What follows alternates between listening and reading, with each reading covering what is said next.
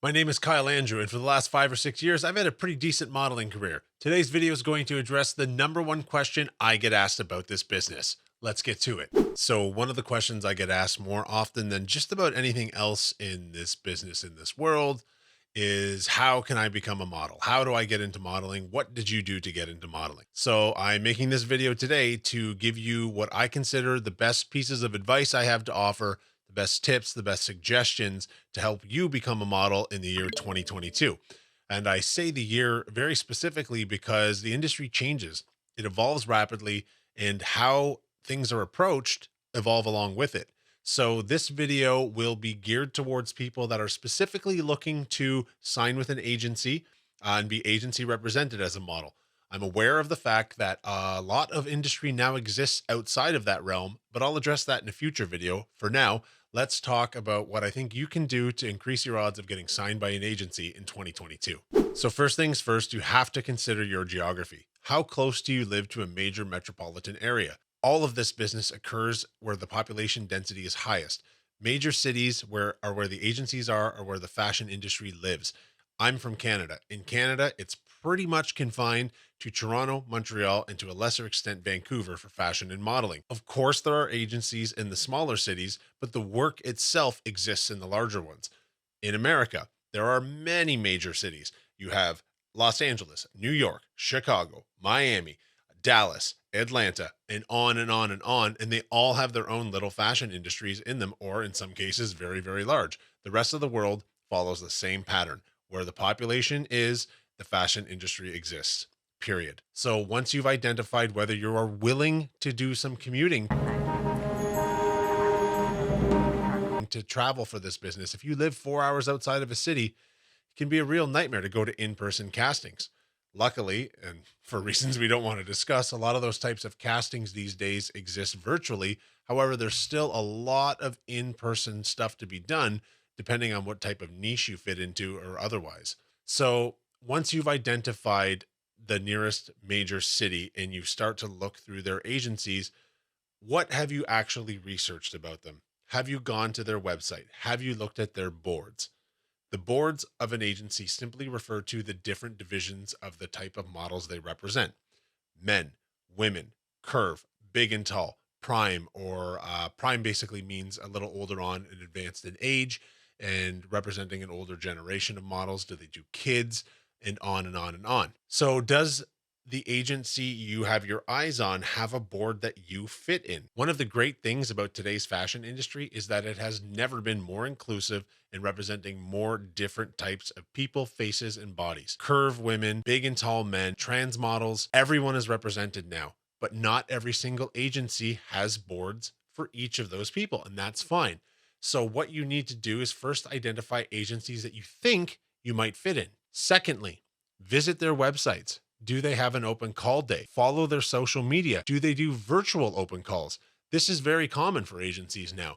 They will post information in their Instagram stories, and they will announce that we're doing a Zoom open call waiting room type of procedure every, say, Tuesday afternoon.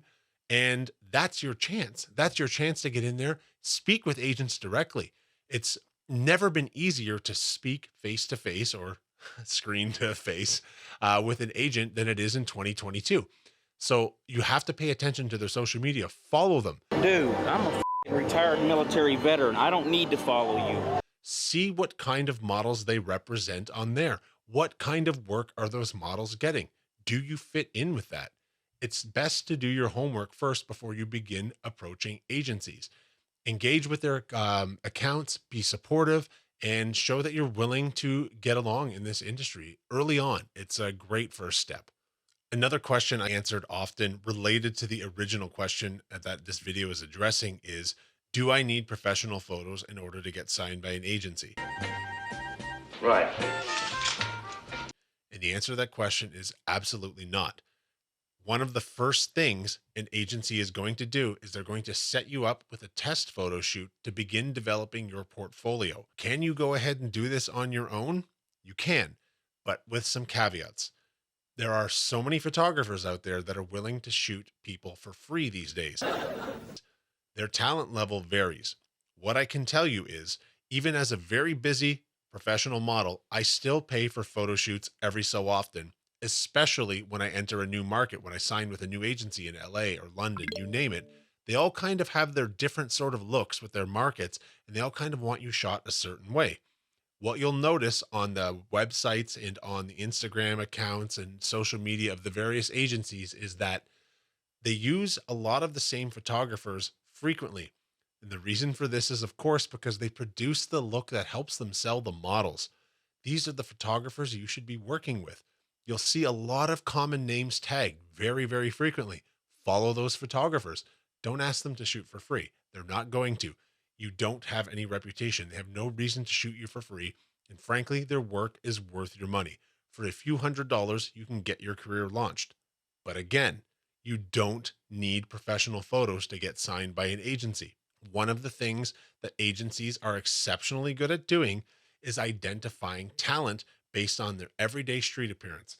I'm fresh out of the shower right now. I obviously have no makeup on. My hair is combed.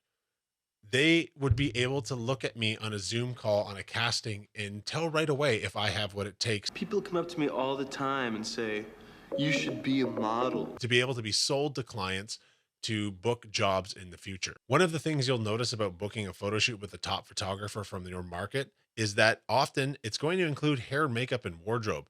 These items are crucial. The hair and makeup is a little more crucial to female models, of course, but styling can go a long way towards selling you to clients in the future. Again, I can't stress this enough.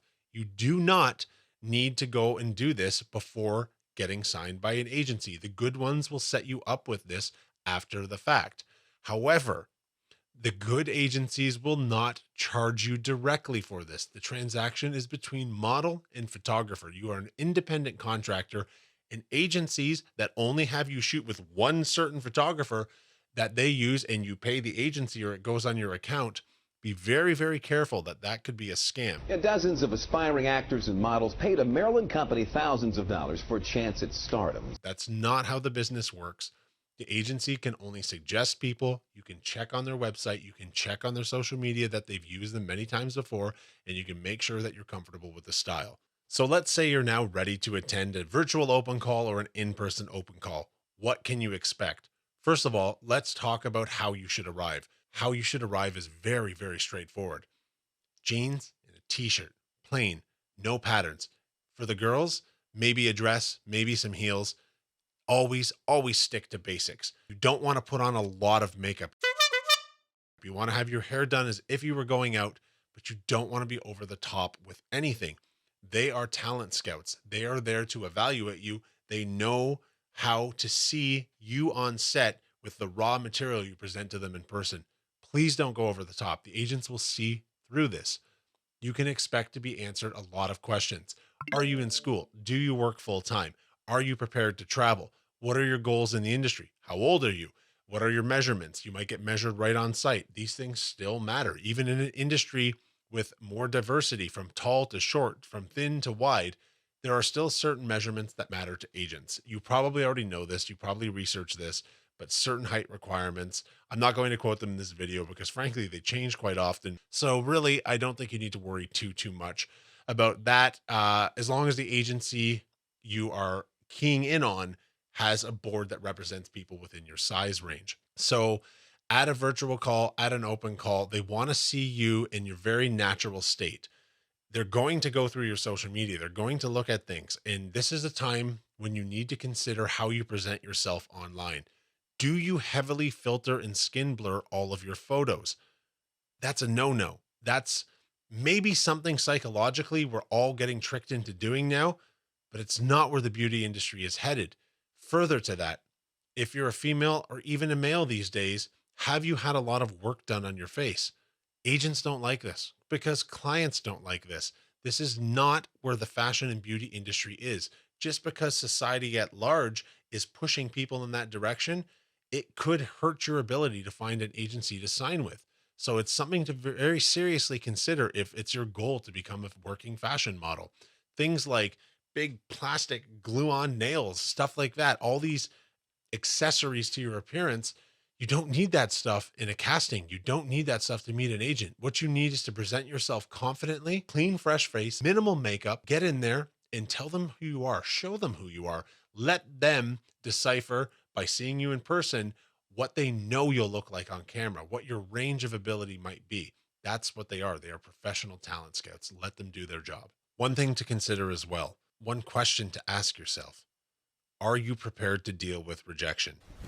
Emotional damage. Rejection is in no short supply in this business, and it's something that you're going to have to make a part of your reality. It's something you're going to have to come to terms with, because we all deal with it, from supermodels down to plain old Janes like myself. But basically, you have to understand something, and I'm going to address this more in a future video, but you cannot take rejection personally. It's never about you not being good enough. It's always about them simply looking for something else.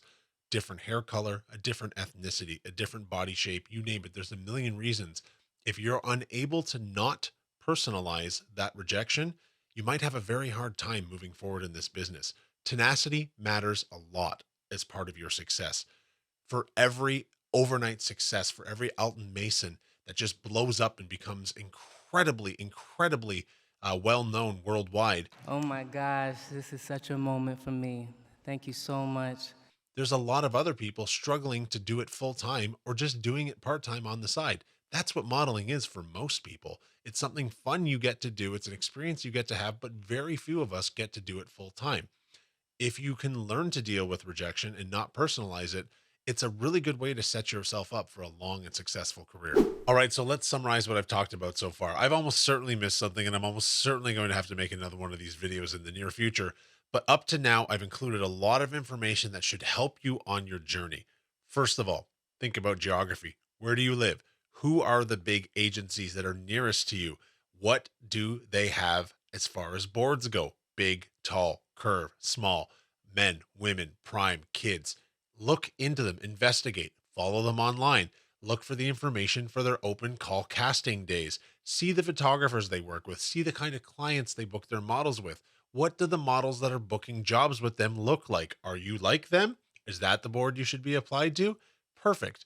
Do you need photos to get going? No, you don't. It won't hurt, of course, but be careful who you shoot with. You don't want to get photos or pay for photos that are not usable to your agents. A good agency is filled with amazing talent scouts that don't need professional photos to evaluate the likelihood of them being able to sell you in this industry. Be prepared to deal with rejection. Rejection doesn't mean you're not good enough. It just means they want something else. There are so many agencies in all these major markets. I've been rejected by them and found ones where there's a better fit. You have to be okay with that as being part of the process. Develop a thick skin early on, and you'll have a long and successful career. Make sure that when you go to open call casting days, you present yourself in as close to a natural state as possible. Ladies, that means minimal makeup, simple hair. Men and ladies, it means basic wardrobe items. No crazy patterns, black t-shirts like this, jeans, ladies, the same, tank tops. They might ask you to bring along black swim, but that's usually further down the road. You can bring a dress, but that's about it. They're going to ask you questions. Be prepared to answer questions about yourself. Make sure that's something you're comfortable with, but most of all, have fun. The stories you have from the beginning are the stories you'll tell forever. So try and enjoy the entire process. Thanks for watching.